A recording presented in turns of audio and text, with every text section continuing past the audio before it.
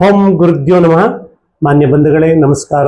ವಾಸ್ತು by Ashok Rao. ಹೇಗಿದ್ದೀರಿ? ಎಲ್ಲರೂ ಆರೋಗ್ಯವಾಗಿದ್ದೀರಿ ಅಂತ ಅನ್ಕೊಳ್ತೀನಿ. ನಾವೆಲ್ಲರೂ ಭಗವಂತನಲ್ಲಿ ಪ್ರಾರ್ಥನೆಯನ್ನು ಮಾಡೋಣ. ಯಾಕೆಂತಂದ್ರೆ ಮಳೆ ಕಡಿಮೆ ಆಗ್ತಾ ಇದೆ. ಯಾಕೆ ಗೊತ್ತಿಲ್ಲ. ಮಳೆಗಾಲ ತುಂಬಾ ಕಡಿಮೆ ಆಗ್ತಾ ಇದೆ, ಸೆಕೆ ಜಾಸ್ತಿ ಆಗ್ತಾ ಇದೆ. ಇವತ್ತಿನ ಒಂದು ಮಳೆಗಾಲದಲ್ಲಿ ಮಳೆ ಬರುವಂತ ದಿನಗಳಲ್ಲಿ ಮಳೆ ಕಡಿಮೆ ಆಗ್ತಾ ಇದೆ. ಎಲ್ಲಿ ಬರಬೇಕೋ ಅಲ್ಲಿ ಬರ್ತಾ ಇಲ್ಲ. ಹಾಗಾಗಿ ನಮ್ಮ ಬೆಂಗಳೂರು ನಗರಕ್ಕೆ ಮಳೆ ಕಡಿಮೆ ಆಗಿದೆ ಅಂತ ಅನ್ನಿಸ್ತಾ ಇದೆ. ದಯಮಾಡಿ ನಾವೆಲ್ಲ ಭಗವಂತನಲ್ಲಿ ವರುಣನಲ್ಲಿ ಪ್ರಾರ್ಥನೆ ಮಾಡೋಣ. ಮನಸ್ಸಿನಲ್ಲೇ ಪ್ರಾರ್ಥನೆ, ಅದಕ್ಕೇನು ಪೂಜೆ ಪುನಸ್ಕಾರ ಅಂತ ನಾವಿದು ಖರ್ಚು ಮಾಡೋಂಥ ಅವಶ್ಯಕತೆ ಇಲ್ಲ. ನಿಮ್ಮ ಮನಸ್ಸಿನಲ್ಲೇ ಭಗವಂತನ ಕೇಳ್ಕೊಳ್ಳಿ ಮಳೆ ಆಗಲಿ ಅಂತ ಹೇಳ್ತಾ ಈಗ ಒಂದು ವಿಶೇಷ ಸಂಚಿಕೆಯೊಂದಿಗೆ ನಿಮ್ಮ ಜೊತೆ ಬರ್ತಾ ಇದ್ದೀನಿ. ಓಂ ಗುರುದ್ಯೋ ನಮಃ. ಮಾನ್ಯ ಬಂಧುಗಳೇ, ಇವತ್ತಿನ ಒಂದು ಸಂಚಿಕೆ ವಾಸ್ತುವಿನಲ್ಲಿ ಇರುವಂತ ವಿಜ್ಞಾನವನ್ನು ನಾವು ಅರ್ಥಕೊಳ್ಬೇಕು. ಆಯದಲ್ಲಿರುವಂತ ಒಂದು ಗಣಿತ ಶಾಸ್ತ್ರವನ್ನು ನಾವು ಅರ್ಥಕೊಳ್ಬೇಕು. ಹಾಗಾಗಿ ಪ್ರಾರಂಭ ಮಾಡೋಣ.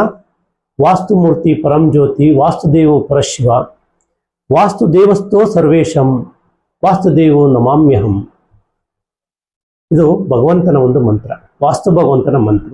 ನಿಮ್ಮಲ್ಲಿ ಯಾರಿಗಾದ್ರೂ ಇನ್ನೂ ಒಂದು ನಿವೇಶನ ತೆಗೆದುಕೊಳ್ಳಕ್ಕಾಗಿಲ್ಲ, ಅಥವಾ ಒಂದು ಮನೆಯನ್ನ ನಿವೇಶನ ಇದೆ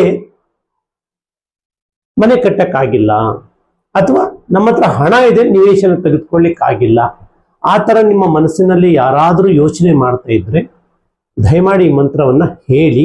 ಆ ಮಂತ್ರದ ಒಂದು ಸಾರಾಂಶವನ್ನು ನಾನು ಮುಂದಿನ ಸಂಚಿಕೆಯಲ್ಲಿ ಹೇಳಿಕೊಡ್ತೀನಿ. ಹಾಗೆ ನಿಮ್ಮ ಹೆಸರಿಗೆ ಯಾವ ಗ್ರಹ ಆಗಿ ಬರ್ತದೆ, ಆ ಗ್ರಹಾಧಿಪತಿಯ ಮಂತ್ರದ ಜೊತೆಯಲ್ಲಿ ರಾಹು ಕೇತುವಿನ ಒಂದು ಮಂತ್ರವನ್ನು ನೀವು ಪಠನೆ ಮಾಡೋದ್ರಿಂದ ನಿಮ್ಮ ಗ್ರಹಾಧಿಪತಿಯಾಗಿರುವಂಥವ್ರು, ಈಗ ನಿಮ್ಮ ಹೆಸರಿಗೆ ಯಾರ್ಯಾರಿಗೆ ಯಾವ್ಯಾವ ರಾಶಿ ಇರ್ತದೆ ಅದನ್ನು ಪರಿಪೂರ್ಣವಾಗಿ ಅದನ್ನು ಅರ್ಥ ಮಾಡಿಸ್ತೀನಿ ನಾನು ಮುಂದಿನ ಸಂಚಿಕೆಯಲ್ಲಿ. ಅದನ್ನು ಪಠಿಸ್ತಾ ನಿಮ್ಮ ಜೀವನದಲ್ಲಿ ಏನಾದರೂ ಮನಃಶಾಂತಿ ಕಳ್ಕೊಂಡಿದ್ರೆ ಪಡ್ಕೊಳ್ಬೋದು, ಹಣಕಾಸಿನಲ್ಲಿ ಸಮಸ್ಯೆ ಇದ್ರೆ ಅದನ್ನು ನೀವು ಮತ್ತೆ ಗಳಿಸುವಂಥ ಒಂದು ಮಾರ್ಗ ನಿಮಗೆ ತೋರಿಸ್ತದೆ. ಇನ್ನು ಅನೇಕ ಸಾಂಸಾರಿಕ ಜೀವನದಲ್ಲಿ ಏನಾದರೂ ಏಳು ಬೀಳಿಗಳಿದ್ರೆ ಅದನ್ನು ಸರಿ ಮಾಡಿಕೊಳ್ಬಹುದು. ಮಕ್ಕಳ ಭವಿಷ್ಯಕ್ಕೋಸ್ಕರ ನೀವು ಇದನ್ನ ಏನಾದರೂ ಸರಿ ಮಾಡಿಕೊಳ್ಳೋ ಅವಕಾಶಗಳು ಇರ್ತದೆ. ಹಾಗಂತ ಹೇಳ್ತಾ ಈಗ ಸಂಚಿಕೆಯನ್ನು ಪ್ರಾರಂಭ ಮಾಡೋಣ. ಈಗ ನಾನು 9ರಿಂದ ಗುಣಿಸಿ 8ರಿಂದ ಭಾಗಿಸಿದಾಗ ಆ ಉಳಿಯುವಂತ ಶೇಷ ಸಂಖ್ಯೆ 7 ಬಂದರೆ ಬೆಸ ಸಂಖ್ಯೆಯ ಆಯ. ಈ ಆಯದ ಒಂದು ಮಹಿಮೆಯನ್ನು ತಿಳಿದುಕೊಳ್ಳೋಣ. ಯಾಕೆಂದ್ರೆ ಈ 8 ಆಯಗಳಲ್ಲಿ 4 ಉತ್ತಮ ಆಯ, 4 ಮಧ್ಯಮ ಆಯ. ಮಧ್ಯಮ ಆಯಕ್ಕೂ ಮತ್ತೆ ಉತ್ತಮ ಆಯಕ್ಕೂ ಇರುವಂತ ವ್ಯತ್ಯಾಸ ಏನು? ಉತ್ತಮ ಆಯಗಳಲ್ಲಿ ಪರಿಪೂರ್ಣ ಪಂಚಭೂತ ಸುಖಗಳನ್ನು, ಪಂಚ ಸುಖಗಳನ್ನು ಅನುಭವಿಸಬಹುದು. ಮಧ್ಯಮ ಆಯದಲ್ಲಿ ಒಂದಿದ್ರೆ ಮತ್ತೊಂದಿರಲ್ಲ. ಹಾಗಿದ್ದಾಗ ಆಯಕ್ಕೆ ಮೊದಲನೇ ಪ್ರಾಮುಖ್ಯತೆ ಕೊಡಿ. ನಾನು ಹಿಂದಿನ ಸಂಚಿಕೆಯಲ್ಲೂ ನಾನು ಹೇಳಿದ್ದೆ ಬಂಧುಗಳೇ, ಕಷ್ಟಪಟ್ಟು ನಿವೇಶನ ತಗೊಳ್ತೀರಿ, ಕಷ್ಟಪಟ್ಟು ಮನೆ ಕಟ್ತೀರಿ, ಬಟ್ ಕಟ್ಟುವಾಗ ಯಾಕೆ ಆತರ ಪಡ್ತೀರಿ? ಆತರ ಪಡಬೇಡಿ. ಹಾಗೆ ಈ ಗಜಾಯ ಅಂದ್ರೆ, ಗಜ ಅಂದ್ರೆ ಆನೆ, ಗಜಪಡೆ ಬರ್ತಾ ಇದ್ದಾಗ ಎಲ್ಲರೂ ಸೈಡಲ್ಲಿ ಇರ್ತಾರೆ. ಕರೆಕ್ಟಾ? ಗಜಾಯಕ್ಕೆ ಅಂತ ಒಂದು ಪ್ರಶಸ್ತವಾದಂತ ಸ್ಥಾನ ಇದೆ ನೋಡಿ. ಈ ಗಜಾಯಕ್ಕೆ ಗ್ರಹಾಧಿಪತಿ ಬಂದು ಬುಧ. ಬುಧ ರೂಪಕಾರಕ, ಚಿಂತನೆಯ ಕಾರಕ, ಒಂದು ರೀತಿಯ ಪ್ರಶಸ್ತವಾದಂಥ ಫಲಗಳನ್ನು ಪ್ರಾಪ್ತಿ ಮಾಡ್ತಾರೆ. ಬುಧನ ಮಹಿಮೆ ಚೆನ್ನಾಗಿತ್ತು ಅಂದ್ರೆ ನಿಮ್ಮ ಮನೆಯಲ್ಲಿ ಹುಟ್ಟುವಂತ ಮಕ್ಕಳು ತುಂಬಾ ಸೌಂದರ್ಯವತಿಯರಾಗಿರ್ತಾರೆ, ಸೌಂದರ್ಯ ಅಂತ ಗಂಡು ಮಕ್ಕಳು ಆಗಿರ್ತಾರೆ. ನಿಮ್ಮ ಮನೆಗೆ ಬರುವಂತ ಸೊಸೆ ವಿಶೇಷವಾಗಿ ತುಂಬಾ ಸುಂದರವಾಗಿರ್ತಾರೆ. ಅಥವಾ ನಿಮಗೆ ಸಿಗಬೇಕಾದಂತ ಅಳಿಯ, ಸುಂದರವಾದಂತ ಅಳಿಯ ಸಿಗ್ತಾರೆ. ಅವರಲ್ಲಿ ಆ ಒಳ್ಳೆಯ ಕ್ವಾಲಿಟಿ ಗುಣಗಳಿರುವಂತ ಸಿಗ್ತಾರೆ. ಹಾಗಾಗಿ ನಾವು ಇದನ್ನೆಲ್ಲ ಗಮನದಲ್ಲಿಟ್ಟುಕೊಂಡು ಆಯವನ್ನು ಮಾಡಬೇಕು. ಗಜಾಯದಲ್ಲಿ ಏನಪ್ಪ ಅಂತಂದ್ರೆ ಶ್ರೀಮಂತಿಕೆಯನ್ನು ತಂದು ಕೊಡ್ತದೆ. ಗಜಾಯದ ಒಂದು ವಿಶೇಷ ಗುಣ ಶ್ರೀಮಂತಿಕೆಯನ್ನು ತಂದು ಕೊಡ್ತದೆ. ಒಂದನ್ನು ಕೇಳಿದ್ರೆ ಎರಡನ್ನ ಕೊಡುವಂತ ಒಂದು ಆಯ, ಅದು ಗಜಾಯ. ನೀವು ಯಾವುದೇ ಕ್ಷೇತ್ರದಲ್ಲಿ ಕೆಲಸ ಮಾಡಿ, ಆದ್ರೆ ಪ್ರವೇಶ ದ್ವಾರಗಳು ಬಂದು ಪೂರ್ವ ಮತ್ತೆ ದಕ್ಷಿಣಕ್ಕೆ ಇರಬೇಕು. ಉಚ್ಚ ಸ್ಥಾನದಲ್ಲಿ ತುಂಬಾ ಒಳ್ಳೆಯದು. ಆದ್ರೆ ಉತ್ತರಕ್ಕೆ ಮತ್ತೆ ಪಶ್ಚಿಮಕ್ಕೆ ಕಡಿಮೆ, ಅಷ್ಟೊಂದಿರೋಲ್ಲ. ಆದರೆ ಪೂರ್ವ ಮತ್ತೆ ಪಶ್ಚಿಮದಲ್ಲಿ ನೀವು ಪ್ರವೇಶ ದ್ವಾರಗಳ ಎಂಟ್ರೆನ್ಸ್ ಅನ್ನ ಬಲವಾಗಿ ಮಾಡಿಕೊಂಡು ಅವಕಾಶ ಇದ್ರೆ ಉತ್ತರದಲ್ಲಿ ಅಥವಾ ಪಶ್ಚಿಮದಲ್ಲಿ ಒಂದೊಂದು ಪ್ರವೇಶ ದ್ವಾರ ಕೊಟ್ಕೊಳ್ಬಹುದು ಎಂಟ್ರೆನ್ಸ್ಗೆ ಉಚ್ಚ ಸ್ಥಾನದಲ್ಲಿ. ಇದು ವಾಸ್ತುವಿನ ಮಹಿಮೆ. ಈಗ ಆಯದ ಮಹಿಮೆಗೆ ಬರೋಣ. ನೋಡಿ, ಈ ಆಯದಲ್ಲಿ ಮನೆ ಕಟ್ಟಿದಂಥವ್ರಿಗೆ ಅಗರ್ಭ ಶ್ರೀಮಂತಿಗೆ ಬರ್ತದೆ, ಆಸ್ತಿ ಐಶ್ವರ್ಯವನ್ನು ಗಳಿಸ್ತಾರೆ. ನೀವು ಯಾವುದೇ ಕ್ಷೇತ್ರದಲ್ಲಿ ಕೆಲಸ ಮಾಡಿ ಆ ಕ್ಷೇತ್ರದಲ್ಲಿ ನಿಮ್ಮನ್ನು ಗುರುತಿಸ್ತಾರೆ. ನೀವು ರಾಜಕೀಯ ಕ್ಷೇತ್ರದಲ್ಲಿ ವಿಶೇಷವಾಗಿದ್ದು ರಾಜಕಾರಣಿಗಳಿಗಾಗಿ ಬರ್ತದೆ. ನೋಡಿ, ಎಷ್ಟೋ ಜನ ತಾನು ಯಾವುದೋ ಒಂದು ಮನೆಯಲ್ಲಿ ಹುಟ್ಟಿರ್ತಾರೆ, ಅಲ್ಲಿ ಯಾವುದೋ ಒಂದು ಚಿಕ್ಕ ಮನೆಯಲ್ಲಿ ಒಂದು ಒಳ್ಳೆ ಆಯ ಗೊತ್ತಿಲ್ಲದೆ ಮಾಡಿರ್ತಾರೆ ಹಿಂದಿನ ಕಾಲದಲ್ಲಿ. ಆದ್ರೆ ಆ ಮನೆಯಲ್ಲಿ ಒಬ್ಬ ಮಗ ಜನನಾಗಿ ಅವರು ರಾಜಕೀಯ ಹಿನ್ನೆಲೆನೇ ಇರೋದಿಲ್ಲ ಆ ವ್ಯಕ್ತಿಗಳಿಗೆ, ಬಟ್ ಆ ವ್ಯಕ್ತಿ ರಾಜಕೀಯದಲ್ಲಿ ಗುರುತಿಸ್ಕೊಳ್ತಾನೆ. ಯಾಕಿರ್ಬೋದು? ಆ ಗಜಾಯದ ಆಶೀರ್ವಾದ, ವಾಸ್ತುವಿನ ಬಲ ಇದ್ದಾಗ ಆ ವ್ಯಕ್ತಿಯನ್ನು ಆರಿಸ್ತಾರೆ ಜನ ನಮ್ಮನ್ನು ಗುರುತಿಸ್ತಾರೆ, ನಮ್ಮನ್ನು ಫೋಕಸ್ ಮಾಡಿ ನೋಡ್ತಾರೆ. ಯಾಕೆಂದ್ರೆ ಈ ಆಯದಲ್ಲಿ ಜನಬಲ ಬೇಕೇ ಬೇಕಾಗುತ್ತೆ. ಅದು ಜನಬಲವನ್ನು ತಂದು ಕೊಡ್ತದೆ. ಹಣಬಲ ಇರ್ತದೆ, ತೋಳುಬಲ ಇರ್ತದೆ, ಮತ್ತೆ ನಿಮ್ಮ ಮನೋಬಲ ಇರ್ತದೆ. ಈ ಆಯದ ಮಹಿಮೆ. ಆದ್ರೆ ಆಯ ಮಾಡಿದ್ರಿ ವಾಸ್ತುವಲ್ಲಿ ಕೆಡ್ಸಾಕ್ಬಿಡ್ತೀರಿ. ನೋಡಿ, ನಾನು ಆಗ್ಲೇ ಹೇಳಿದೆ, ಯಾವ ರಾಜಕೀಯದ ಹಿನ್ನೆಲೆ ಇರೋದಿಲ್ಲ ಅಂತ ಜನನಾಯಕನಾಗಿ ಆರಿಸಿ ಬರ್ತಾನೆ. ಬಂದ ದಾರಿಯನ್ನ ಮುಂದೆ ಒಂದು ದಿವಸ ಅವರು ಮರೀತಾರೆ. ಹಾಗಾಗಿ ಎಷ್ಟೋ ಜನ ಇನ್ನೂ 5-6 ಸಾವಿರ MLA ಉಳಿತಾರೆ. ಅವ್ರ ಮಂತ್ರಿ ಆಗ ಯೋಗ ಇದ್ರೂ ಆ ಯೋಗ ಇರ್ಬೋದು. ಯಾಕೆ ಪ್ರತಿಯೊಬ್ಬರಿಗೂ ನಾನು MLA, ಈಗ ಒಂದು ಗ್ರಾಮ ಪಂಚಾಯತಿಯಿಂದ ಹಿಡಿದು ಒಂದು ಮಂತ್ರಿ ಆಗೋವರೆಗೂ ಅವ್ರು ಬರ್ತಾ ಇದ್ದಾನೆ ಅಂದ್ರೆ ಅದ್ರ ಹಿಂದೆ ಯಾವುದೋ ಒಂದು ಶಕ್ತಿ ಇರ್ತದೆ. ಮಾಡಿರುವಂತ ಒಳ್ಳೆಯ ಕರ್ಮ ಅಂದ್ರೆ ಕೆಲಸ. ಗತ ಜನ್ಮದಲ್ಲಿ ಒಳ್ಳೆಯ ಕರ್ಮವನ್ನು ಮಾಡಿದ್ರೆ ಅದು ಈ ಜನ್ಮದಲ್ಲಿ ಪ್ಲಸ್ ಆಗಿ ಬರ್ತದೆ. ಗತ ಜನ್ಮದಲ್ಲಿ ಏನಾದ್ರೂ ಬೇಡವಾಗಿದ್ದ ಕರ್ಮ ಮಾಡಿದ್ರೆ ಅದು ನಮಗೆ ಮೈನಸ್ ಆಗಿ ಅದನ್ನು ಕಳ್ಕೊಳ್ಬೇಕಾಗತ್ತೆ. ಹಾಗಿದ್ದಾಗ ದಯಮಾಡಿ ಇಂಥ ಆಯದಲ್ಲಿ ಮನೆ ಕಟ್ಟಿ ಯೋಚನೆ ಮಾಡಿ. ನೋಡಿ, ಈ ಆಯದಲ್ಲಿ ಮನೆಯನ್ನು ಕಟ್ಟಲಿಕ್ಕೆ ನಿನ್ನ ಜಾತಿ ಕೇಳಲ್ಲ, ನಿನ್ನ ಪಂಗಡ ಕೇಳಲ್ಲ, ನಿನ್ನ ಹೆಣ್ಣು ಗಂಡು ಕೇಳಲ್ಲ. ಈ ಆಯದ ಒಂದು ಮಹಿಮೆ ಯಾರಿಗೆಲ್ಲ ಪ್ರಭಾವವಾದಂಥ ಶಕ್ತಿನ ತಂದು ಕೊಡುತ್ತೆ ಅಂದ್ರೆ ಆ ಮನೆಯ ಮುಖ್ಯಸ್ಥ ಇವರಿಬ್ರು ಗಂಡ ಹೆಂಡತಿ, ಅವ್ರ ಹೆಸರಲ್ಲಿ ನಿವೇಶನ ಇತ್ತು, ಅವ್ರ ಹೆಸರಲ್ಲಿ ಮನೆ ಕಟ್ಟಿದ್ರೆ ಅವ್ರು ಇವರಿಬ್ರು ಜೊತೆನಲ್ಲಿ ಅವರ ಮಕ್ಕಳಿಗೆ ಮತ್ತೆ ಅವರ ತಂದೆ ತಾಯಿಗೆ ಒಳ್ಳೆಯ ಫಲಗಳು ಪ್ರಾಪ್ತಿಯಾಗುತ್ತೆ. ಯಾಕೆ ಈ ಒಂದು ವಿಶೇಷ ಸಂಚಿಕೆ ನಾನು ತಿಳಿಸಿ ಹೇಳ್ತಾ ಇದ್ದೀನಿ ಅಂದ್ರೆ ಸರ್ವಶ್ರೇಷ್ಠವಾದಂಥ ಆಯ.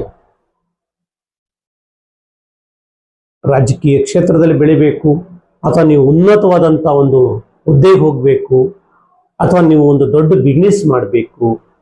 ಯಾಕೆಂದ್ರೆ ಗಜಾಯದಲ್ಲಿ ನೀವು ಮನೆಯನ್ನು ಕಟ್ಟಿ ನೀವು ದೊಡ್ಡ ಫ್ಯಾಕ್ಟ್ರಿ ಅಂದ್ರೆ 100 ಕೋಟಿ ಟರ್ನ್ ಓವರ್ ಆಗುವಂಥ ಫ್ಯಾಕ್ಟರಿಯನ್ನು ನಡೆಸೋದು ಅಷ್ಟು ಸುಲಭದ ಮಾತಲ್ಲ. ಅದಕ್ಕೆ ಆನೆಯಷ್ಟೇ ಬಲ ಬೇಕು, ಅಷ್ಟೇ ಜ್ಞಾನ ಬೇಕು. ವಿಘ್ನೇಶ್ವರನಲ್ಲಿ ಎಷ್ಟು ವಿಶೇಷ ಜ್ಞಾನ ಇದೆ. ಆ ವಿದ್ಯಾ ನಿಮ್ಮ ಮಕ್ಕಳು ಮುಂದೆ ನಿಮ್ಮ ನಂತರ ನಿಮ್ಮ ಆ ಸಂಸ್ಥೆಯನ್ನು ಪರಿಪೂರ್ಣ ಮೇಲ್ಮಟ್ಟಕ್ಕೆ ತೆಗೆದುಕೊಂಡಿರ್ತಾರೆ. ಅದೇ ನೀವು ಆಯದಲ್ಲಿ ಲೋಪದೋಷ ಆಯ್ತು, ನೀವು ಆಸ್ತಿ ಗಳಿಸಿದ್ರಿ, ಒಳ್ಳೆ ಆಯವನ್ನು ಮಾಡಿದ್ರಿ, ಆಸ್ತಿ ಮಾಡಿ, ಬಟ್ ಏನೋ ವಾಸ್ತು ದೋಷದಲ್ಲಿ ನೀವು ಶುಭ ಆಯವನ್ನ ಶುಭ ರಾಜಯೋಗದಲ್ಲಿ ಮನೆಯನ್ನು ಪ್ರಾರಂಭ ಮಾಡಿ ಯಾವುದೇ ಕಾರಣಕ್ಕೂ ನಿಮ್ಮ ಮನೆಯ 4 ಚೌಕಾಕಾರ ಅಂದ್ರೆ ಅಷ್ಟ ದಿಕ್ಕುಗಳಲ್ಲಿ ಎಲ್ಲೂ ಕಟ್ಟಾಗಬಾರ್ದು. ಕೆಲವರು ಏನ್ ಮಾಡ್ತಾರೆ, ದೊಡ್ಡ ಬಂಗ್ಲೆ ಕಟ್ತಾರೆ, ಡೂಪ್ಲೆಕ್ಸ್ ಕಟ್ತಾರೆ, ಹೇಗೇಗೋ ಕಟ್ಟಕ್ಕೆ ಹೋಗಿ ಆ ಆಯವನ್ನ ಕೆಡಿಸಿರ್ತಾರೆ. ಗೊತ್ತಾಗಲ್ಲ. ಅವರು ಮಾನ್ಯ ಪೂಜ್ಯರು, ಬ್ರಾಹ್ಮಣ ಮಹಿಮರು ನಿಮ್ಗೆ ಆಯವನ್ನು ಮಾಡಿ ಕೊಟ್ಟಿರ್ತಾರೆ. ನೀವು ಏನ್ ಮಾಡ್ತೀರಿ ಅಂದ್ರೆ ನೀವು ಅಲ್ಲಿ ಫೋಕಸ್ ಕೊಡಲ್ಲ. ಯಾಕೆಂದ್ರೆ ನಿಮ್ಮ ಗ್ರಹಚಾರ ಗತ ಜನ್ಮದ ಕೆಲವು ಕರ್ಮಗಳಿದ್ರೆ ಈ ಜನ್ಮದಲ್ಲಿ ಅದು ಅನುಭವಿಸ್ಲಿಕ್ಕೆ ಬೇಕು. ಆಗ ಏನ್ ಮಾಡ್ತೀರಿ, ಆಗ ನಮ್ಮ ಮನಸ್ಸು ಚಂಚಲ ಆಗುತ್ತೆ. ಹಾಗಾಗಿ ಆ ಮನೆಯ ಮುಖ್ಯಸ್ಥ ಅಥವಾ ಮುಖ್ಯಸ್ಥೆ ನಿಮ್ಮ ಮನೆಯ ಮನೆಯೇ ಒಳಾಯ ಬೇಕು. ಯಾಕೆಂದ್ರೆ ನಾವು ಹೊರಗಡೆಯಿಂದ ಶ್ರಮವನ್ನ ಪಟ್ಟು ಸಂಪಾದನೆ ಮಾಡ್ತೀವಿ, ಅಲ್ಲಿ ನಾವು ಗುದ್ದಾಡಬೇಕಾಗತ್ತೆ. ಜನರ ಮಧ್ಯೆ, ವ್ಯಾಪಾರದ ಮಧ್ಯೆ, ವಹಿವಾಟದ ಮಧ್ಯೆ ಗುದ್ದಾಡಿ ನಾವು ಹಣವನ್ನು ಗಳಿಸ್ಬೇಕು. ಅಲ್ಲಿ ಹೆಸರನ್ನ ಪಡಿಬೇಕಂದ್ರೆ ಗುದ್ದಾಡಬೇಕು, ಒಳ್ಳೆ ಕೆಲಸ ಮಾಡಬೇಕು, ಗುದ್ದಾಡಿ ಗೆದ್ದು ಬರಬೇಕು. ಆದ್ರೆ ಮನೆಗೆ ಬಂದಾಗ ಒಳಾಯದಲ್ಲಿ ಮನೆಯನ್ನು ಕಟ್ಟೋದ್ರಿಂದ ಸಮಾಧಾನ, ಶಾಂತಿ, ನೆಮ್ಮದಿ, ಗಂಡ ಹೆಂಡತಿ ಮಧ್ಯೆ ಉತ್ತಮ ಬಾಂಧವ್ಯ, ನಿಮ್ಮ ಮಕ್ಕಳಲ್ಲಿ ವಿಶೇಷ ಗುಣಗಳು ಪ್ರಾಪ್ತಿಯಾಗುತ್ತೆ. ನಿಮಗೆ ಸಿಗಬೇಕಾದಂಥ ಸ್ಥಾನಮಾನ ಗೌರವ ಎಲ್ಲ ಹುಡುಕೊಂಡು ಬರ್ತದೆ, ಮನಃಶಾಂತಿ ಇರ್ತದೆ.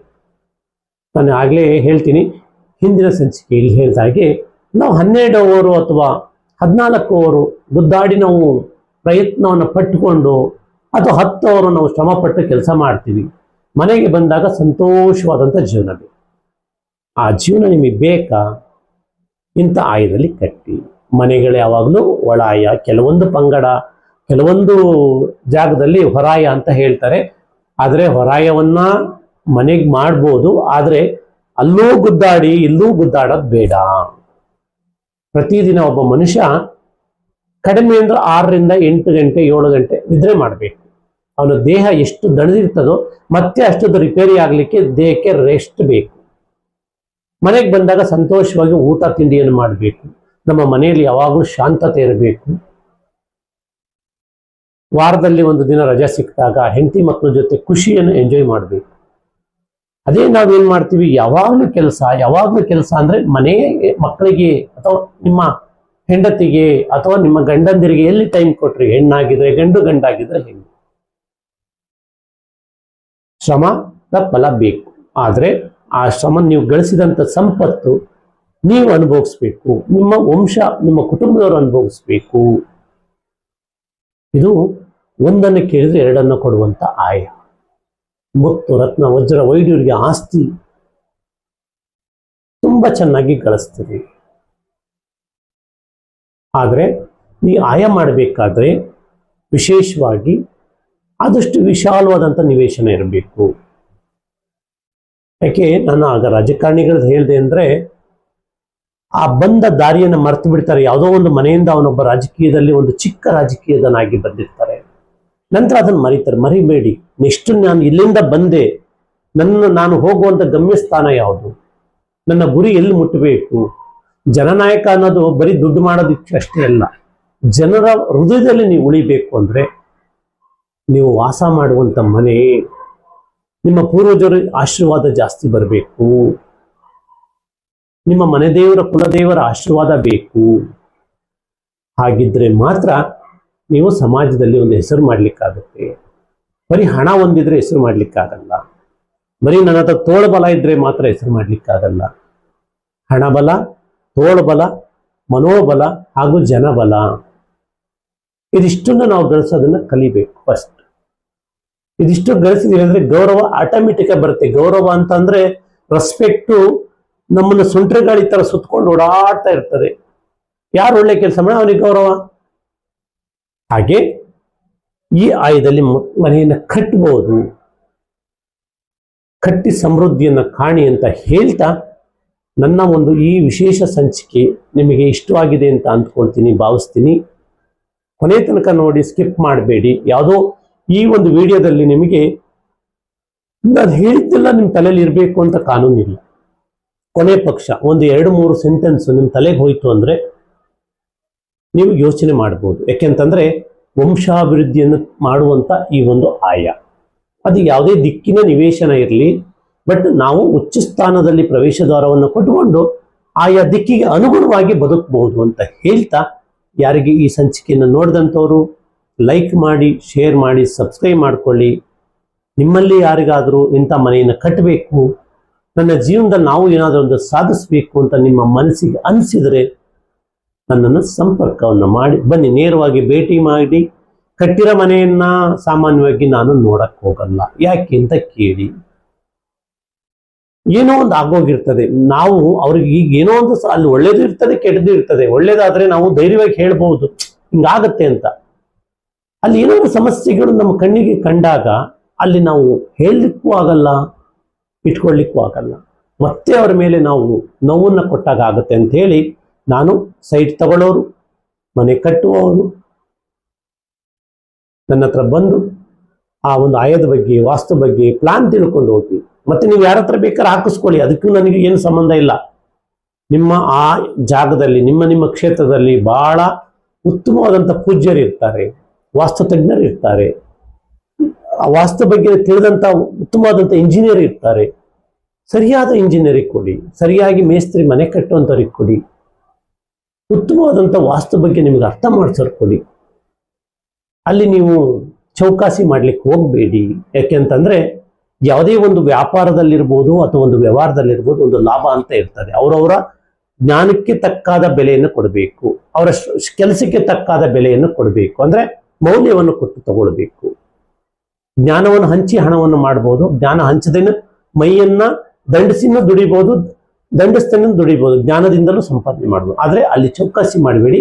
ಪರಿಪೂರ್ಣವಾಗಿ ಅವರಿಗೆ ಗೌರವಯುತವಾಗಿ ಕರೆದುಕೊಂಡು ಹೋಗಿ ನಿಮ್ಮಲ್ಲಿರುವಂತ ಪೂಜ್ಯರನ್ನ, ಮಾನ್ಯ ವಾಸ್ತುತಜ್ಞರನ್ನ, ಮಾನ್ಯ ಪೂಜ್ಯರನ್ನ, ಬ್ರಾಹ್ಮಣ ಪ್ರಭುಗಳನ್ನ ಪರಿಪೂರ್ಣ ಗೌರವದಿಂದ ನಡೆದುಕೊಂಡು ನಿಮ್ಮ ಮನೆಯನ್ನು ಕಟ್ಟಿ ಅಂತ ಹೇಳ್ತಾ, ನನ್ನ ಸಂಪರ್ಕವನ್ನು ಮಾಡಬೇಕು ಅಂದರೆ ಸ್ಕ್ರೀನ್ ಮೇಲೆ ಇರುವಂಥ ನಂಬರ್ಗೆ ಕಾಂಟ್ಯಾಕ್ಟ್ ಮಾಡಿ, ಅದರ ಬಗ್ಗೆ ಮಾಹಿತಿ ಕೊಡ್ತೀನಿ. ನನ್ನ ನೇರವಾಗಿ ಸಂಪರ್ಕ ಮಾಡಿದರೆ ಬರುವಾಗ ನಾನು ವಿಶೇಷವಾಗಿ ನಾನು ಹೇಳ್ತೀನಿ, ಪತಿ ಪತ್ನಿಯರಿಬ್ಬರು ಬಂದರೆ ನಿಮಗೆ ಅದರ ಬಗ್ಗೆ ಅರ್ಥ ಮಾಡಿಸ್ತೀನಿ. ವಾಸ್ತು ಎಂದರೇನು, ಆಯಾ ಎಂದರೇನು, ಜೀವನದಲ್ಲಿ ಏನೇನು ನೀವು ಆಸೆ ಪಟ್ಟಿದ್ದು ಪಡ್ಕೊಳ್ಳೋದು ಹೇಗೆ ಅನ್ನೋದು ತಿಳಿಸ್ಕೊಡ್ತೀನಿ ಅಂತ ಹೇಳ್ತಾ ಈ ಸಂಚಿಕೆಯನ್ನು ಕೊನೆ ತನಕ ನೋಡಿ.